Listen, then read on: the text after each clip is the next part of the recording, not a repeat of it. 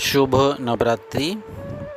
माँ दुर्गा के छठवें स्वरूप का नाम कात्यायनी है। इनका कात्यायनी नाम पढ़ने की कथा इस प्रकार है। एक कत नामक प्रसिद्ध महर्षि थे।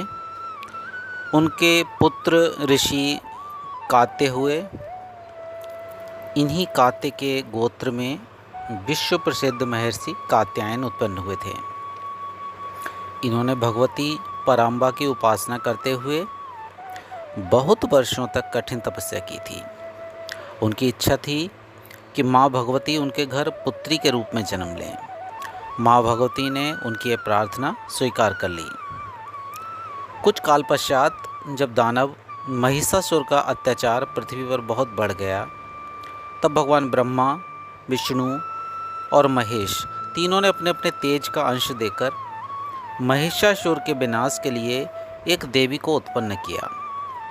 महर्षि कात्यायन ने सर्वप्रथम इनकी पूजा की।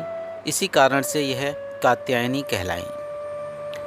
एक ऐसी भी कथा मिलती है कि महर्षि कात्यायन के यहाँ पुत्री रूप से उत्पन्न भी हुई थी। अश्विनी कृष्ण चतुर्दशी को जन्म लेकर शुक्ल सप्तमी, अष्टमी तथा नवमी तक 3 दिन इन्होंने कात्यायन ऋषि की पूजा ग्रहण कर दशमी को महिषासुर का वध किया था। माँ कात्यायनी अमोघ फलदायिनी है।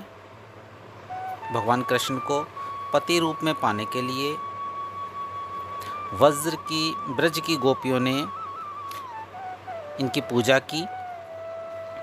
कालिंदी यमुना के तट पर इनकी पूजा की थी। ये ब्रजमंडल की अधिष्ठात्री देवी के रूप में प्रतिष्ठित हैं। इनका स्वरूप अत्यंत भव्य और दिव्य है। इनका वर्ण स्वर्ण के समान चमकीला और भास्वर है। इनकी 4 भुजाएं हैं। माताजी का दाहिनी तरफ का ऊपर वाला हाथ अभय मुद्रा में है तथा नीचे वाला वर मुद्रा में है। बाईं तरफ के ऊपर वाले हाथ में तलवार और नीचे वाले हाथ में कमल पुष्प सुशोभित है। इनका वाहन सिंह है। दुर्गा पूजा के 6वें दिन इनके स्वरूप की उपासना की जाती है।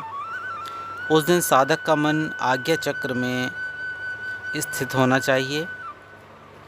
आज्ञा चक्र का रंग नीला है और इसका जो बीज मंत्र है वो है ओम।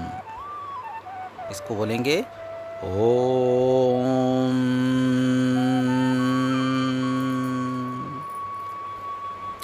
साधना में आज्ञा चक्र का अत्यंत महत्वपूर्ण स्थान है।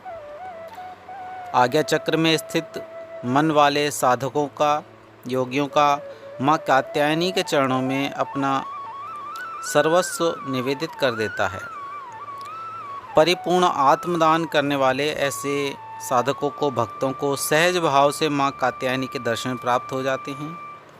माँ कात्यायनी की भक्ति और उपासना द्वारा मनुष्य को बड़ी सरलता से धर्म, अर्थ, काम, मोक्ष 4 फलों की प्राप्ति हो जाती है। वह इस लोक में स्थित रहकर भी अलौकिक तेज और प्रभाव से युक्त हो जाता है। उसके रोग, शोक, संताप, भय आदि सर्वथा विनष्ट हो जाते हैं। जन्म जन्मांतर के पापों को विनष्ट करने के लिए माँ की उपासना से अधिक सुगम और सरल मार्ग दूसरा नहीं है। माँ कात्यायनी का साधक या उपासक निरंतर इनके सानिध्य में रहकर परम पद का अधिकारी बन जाता है। अतः हमें सर्वतोभावेन माँ के शरणागत होकर उनकी पूजा उपासना के लिए तत्पर रहना चाहिए। नवरात्रि की ढेरों शुभकामनाएं मित्रों। अगर आप हमारे चैनल पर नए आए हैं तो हमारे चैनल को लाइक, शेयर और सब्सक्राइब करिए और नोटिफिकेशन के लिए बेल आइकन को दबाना मत भूलिए। हैप्पी नवरात्रि मित्रों। धन्यवाद।